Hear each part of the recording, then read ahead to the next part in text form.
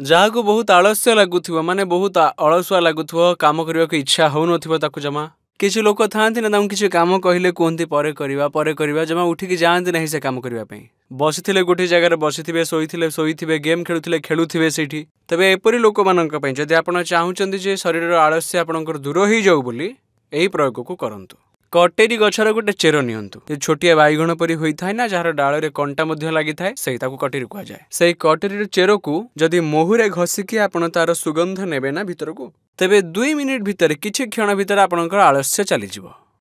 तुरंत आपणकर आलस्य चलीजिवो आपण जेउ कार्य करिया को चाहिबे करि परिबे सब कार्य को आग भरईकी करिवे आपण जदि एहा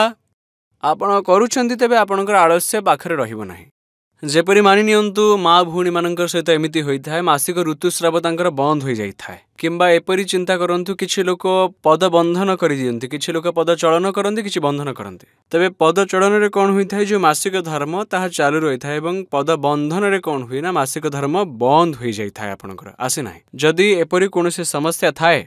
तबे सोमवार दिन किंबा अमावास्या किंबा पूर्णिमा ए 3 दिन भीतर जेकोसी गोटे दिन चलिबो आपन को गोटे माटीर हांडी नेबार अच्छी एवं से गंगा जल को पूर्ण करेंगे जदि गंगा जल नाही तेबे अल्प टिके गंगा जल रे शुद्ध जल पुरैकी भर्ती करदेबे ताहाकू एवं से शुद्ध आपन को शुद्ध सिंदूर अर्थात रोली शुद्ध रोली पकाइबे एवं जो महिला थिबे तांका शरीर रे ताकू 31 थर झाड़ी संध्या समय कौन निकांचन जगार थोदेवे ता सम्मुखें सोरिषर तेल लगे दीप लगेदेवे आ जितेबाला आप तेल लगे गृह को प्रत्यावर्तन करेंगे आप देखिए आपन को गृह को आसवा मध्य 2-3 घंटा भितर आपनकर धर्म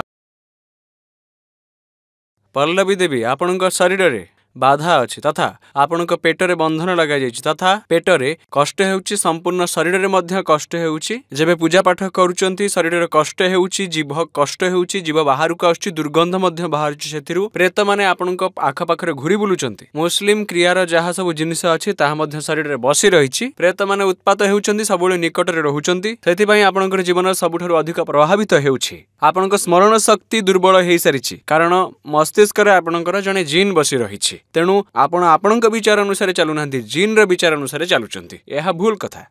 हाँ गोटे मंत्र लिखुची एथिरे ताकू जप करिवे आपण हाँ कह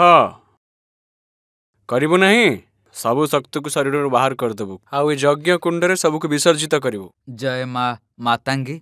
दिव्य धाम मु एठिकी आसीथिली आसीबा पूर्वरु 2 वर्ष हलाणी मु यूट्यूब रे बाबांकर वीडियो देखुथिली गुरुजी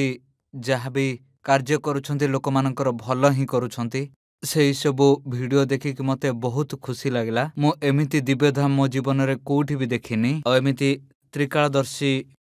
केबे भी देखि नथली स्वप्न रे भी देखि नथली किंतु जेबे ठारु देखिली मो मन भितरे गोटे ही भावना आसिला जे मु जदी जीबी एई गुरुजी को पाखु ही जीबी और पैसा भी मो पाखरे नथिला किंतु वीडियो देखि देखि गुरुजी दरबार निशुल्क करदेले जेबे निशुल्क करदेले मो सुनिबा मात्र के तुरंत एठिकी चली आसिली पैसा पाई जमा चिंता करिनी आउ एठिकी आसीबा परे गुरुजी निजे मते डकेइले आउ मोर तंत्र काट पाई सब सामग्री मध्य फ्री रे देले आउ संपूर्ण भाव रे मो तंत्र काट पाई फ्री रे ही करई देले।